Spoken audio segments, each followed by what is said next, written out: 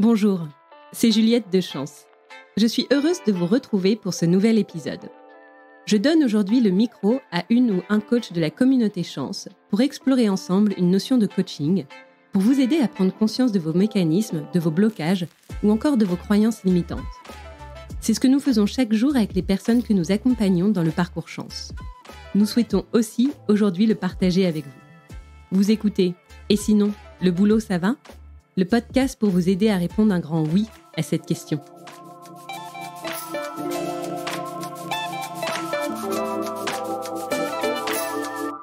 Bonjour, je suis Sabine, coach partenaire Chance. J'accompagne les managers et dirigeants d'entreprises dans leurs différentes problématiques. Et j'aide également toutes les personnes qui souhaitent réussir leur transition de vie professionnelle. Aujourd'hui, j'ai le plaisir d'évoquer avec vous un sujet qui me tient particulièrement à cœur dans ce monde où tout va toujours très vite, voire trop vite. C'est la notion d'équilibre entre la vie professionnelle et la vie personnelle. Le fameux équilibre pro-perso pour aller plus vite, justement. Si l'on devait définir ce dont les actifs souffrent de plus en plus, c'est un manque de frontières entre la vie personnelle et la vie professionnelle. Cette dernière empiétant selon eux trop, voire beaucoup trop sur la première. Or, le maintien de ce juste équilibre est nécessaire pour préserver notre santé mentale, physique et psychologique, et aussi la qualité de notre relation à soi et aux autres. Ceci étant posé, cette notion est très personnelle et chacun doit trouver son propre équilibre de vie idéal. Ce thème est l'un des premiers impératifs identifiés par les personnes que j'ai le plaisir d'accompagner dans le cadre du parcours Chance et plus largement par les clients que j'accompagne en coaching professionnel. Elles perdent souvent pied dans leurs fonctions actuelles. Elles ont l'impression de ne plus avoir de vie ou presque en dehors de leur activité professionnelle. Ou encore, elles souhaiteraient prendre plus de responsabilités au travail, mais elles se freinent par peur de perdre leur équilibre pro-perso. Un facteur clé dans l'équilibre pro-perso pour les femmes, la maternité, et aujourd'hui aussi, pour tout le monde, l'hybridation du travail et le travail à distance, qui ont ouvert de belles opportunités, certes, mais ont généré un déséquilibre et une certaine porosité entre les deux domaines de vie. Un frein important à souligner également, la charge mentale, notamment chez les femmes. La charge mentale représente à la fois la quantité d'informations à traiter et leur complexité, la manière dont nous les traitons en fonction de notre état affectif et le temps dont nous disposons pour les traiter. Ces trois paramètres, la charge cognitive, la charge psychique et la pression temporelle, sont intimement liés. Lorsqu'ils ne sont pas optimisés les uns par rapport aux autres, la charge mentale se transforme en contrainte. Les signes d'une charge mentale excessive peuvent être troubles physiques, troubles du sommeil, malaise divers, épuisement, surinvestissement, temps quasi exclusivement consacré à des tâches de type contrainte au travail ou à la maison, ambiance dégradée au travail ou dans la sphère privée, ou encore hausse des erreurs dans les tâches à réaliser, là à la fois au niveau pro et au niveau perso. Alors, comment parvenir à maintenir ce fameux équilibre pro-perso ? Ce n'est pas qu'une question d'organisation de l'agenda, vous verrez, ni de gestion du temps, mais aussi un état d'esprit et des permissions à se donner à soi-même. Aujourd'hui, j'ai envie de vous proposer une méthodologie pour préserver cet équilibre pro-perso. Et déjà, je vous invite à opérer une prise de conscience, à poser un diagnostic sur votre façon de fonctionner. Je vous propose cette réflexion personnelle. Sur une échelle de 0 à 10, quel est votre indice de satisfaction au travail ? Quel est votre indice de satisfaction dans votre vie personnelle ? Et enfin, quel est votre indice de satisfaction de l'équilibre entre les deux ? Puis, je vous propose de définir votre propre équilibre de vie idéal. Par exemple, dessinez sur une feuille de papier ce qui représenterait pour vous l'équilibre de vie idéal et identifiez 3 mots-clés qui caractérisent cet équilibre de vie pro-perso. Prenez aussi conscience des freins qui vous empêchent d'avoir cet équilibre de vie que vous souhaitez. Et maintenant, je vais vous proposer des pistes pour atteindre cet équilibre de vie pro-perso idéal. Tout d'abord, essayez d'avoir une meilleure gestion de votre temps au travail pour être moins débordé et ne pas emmener le travail à la maison. Identifiez et chassez vos voleurs de temps.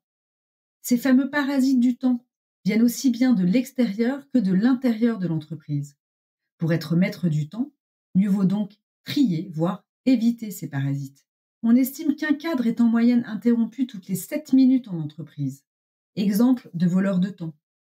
Perte de temps imputable à notre environnement, problèmes techniques, demande de partenaires, urgence situationnelle.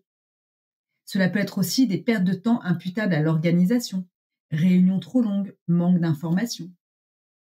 Des pertes de temps dues à une mauvaise gestion personnelle, pas de délégation, trop de perfectionnisme, être étourdi et négligent et devoir recommencer. Et puis, il y a aussi les pertes de temps imputables à une mauvaise gestion des technologies.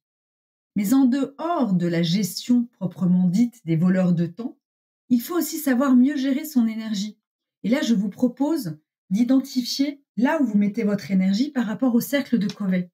Vous savez, cette fameuse zone de contrôle, cette zone d'influence et cette zone de préoccupation, ou encore appelée zone hors de contrôle. L'idée, c'est de mettre son énergie en priorité sur ce qui est dans ma zone de contrôle, c'est-à-dire là où j'ai le pouvoir de décider et d'agir. Une autre idée, c'est d'arriver à distinguer l'urgent de l'important dans ma to-do list grâce à la matrice d'Eisenhower. Déjà, pour identifier l'urgent de l'important, c'est de se poser la question, quel impact si je ne fais pas cette tâche?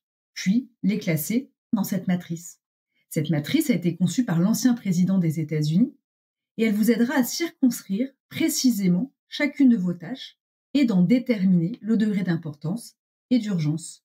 Le fonctionnement de la matrice est assez simple. À l'aide des 4 cadrans présentés sur des schémas que vous pouvez retrouver très facilement sur Internet, listez l'ensemble des tâches à réaliser aujourd'hui, cette semaine, ce mois-ci ou le mois prochain. Et une fois répertoriées, évaluez-en l'urgence et l'importance. Ce qui est important et urgent, c'est à faire immédiatement. Ce qui est important mais pas urgent, c'est à faire bientôt, donc vous le planifiez. Ce qui n'est pas important mais urgent, posez-vous la question, est-ce vraiment à faire? Ou déléguer? Et puis enfin, ce qui n'est pas important et pas urgent, vous ne le faites pas. Autre idée, c'est de vous proposer de rester vigilant sur votre niveau d'investissement au travail pour qu'il ne devienne pas disproportionné, même si tous les projets vous intéressent. Apprenez aussi à poser vos limites et à savoir dire non pour dire des oui sincères. L'équilibre n'est pas une meilleure gestion du temps, mais une meilleure gestion des limites, dit Betsy Jacobson. Et donc savoir poser ses limites et savoir dire non à soi-même, à ses collègues et aussi à ses managers. Et il y a des techniques pour apprendre à dire non. Pour les managers, j'ai envie de faire un petit clin d'œil pour vous inviter à établir des relations de confiance réciproques pérennes avec vos collaborateurs. L'avantage, c'est qu'on peut responsabiliser ses équipes, les rendre plus autonomes si on a confiance et donc libérer du temps pour d'autres tâches.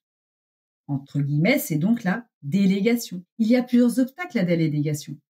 Où est-ce que j'en suis? Qu'est-ce qui me freine à responsabiliser mes collaborateurs? Est-ce que je suis trop perfectionniste? Est-ce que j'ai peur que ce collaborateur n'utilise pas la méthode que j'aime utiliser d'habitude? Est-ce que je ne vais pas pouvoir m'empêcher d'être dans le micromanagement et les surveiller en permanence? Essayez de vous poser ces questions-là. Et puis, manager, allez vers la prise de conscience aussi que les collaborateurs ont des contraintes personnelles et qu'elles se manifestent sur leur lieu de travail. Plus la relation de confiance réciproque sera établie, plus le manager aura une meilleure tolérance vis-à-vis de ses collaborateurs qui ont des contraintes ou des urgences personnelles sur leur temps de travail. Et donc, si vous avez confiance en ces personnes, même si ces contraintes ou ces urgences s'invitent sur le temps de travail, elles seront moins stressées puisqu'elles sauront que vous serez tolérant pour que vous puissiez en fait gérer leur agenda au mieux par rapport à ces contraintes. Et enfin, et ça, si j'ai envie de dire, c'est pour tout le monde, essayez de respecter votre droit à la déconnexion quand vous n'êtes pas supposé travailler. Je vous l'avais dit en préambule, savoir créer son équilibre de vie pro-perso idéal, ce n'est pas qu'une question de gestion de l'agenda ou gestion du temps, c'est aussi d'apprendre à mieux connaître son fonctionnement et apprendre à lâcher prise. Je vous invite déjà à trouver au moins une source de plaisir personnel par jour. Et puis de respecter votre rythme chronobiologique. Identifiez à quel moment de la journée vous êtes le plus efficace pour accomplir les tâches les plus complexes, que ce soit au travail ou à la maison. À la maison, prenez en compte vos besoins pour un repos réparateur. Accordez-vous des moments où vous ne faites rien afin de vous ressourcer pleinement. Donnez-vous aussi la permission de vous accorder des moments rien que pour vous et qui vous permettent de vous changer les idées et de vous ressourcer par la lecture, par le sport, le dessin. Notez les plages horaires dans votre agenda pour les sanctuariser. Je Je vous invite aussi à simplifier au maximum les processus et l'organisation pro-perso. Quelques idées. Ayez un agenda unique. Déléguez certaines tâches personnelles dans la mesure du possible. Réduisez autant que faire se peut les canaux de communication. Mutualisez les contraintes avec d'autres personnes. À vous de jouer maintenant pour définir l'objectif et les pistes qui vous permettront d'aller vers votre équilibre de vie idéal. Petite suggestion, rédigez votre objectif de rééquilibrage de votre vie personnelle et professionnelle. Identifiez et rédigez 3 actions concrètes qui vous permettront de le réaliser. Et donnez-vous un délai pour l'objectif et situez chaque action dans le temps. Je vous souhaite à tous et toutes d'arriver à maintenir cet équilibre pro-perso pour un meilleur épanouissement au travail et dans la vie en général. À bientôt!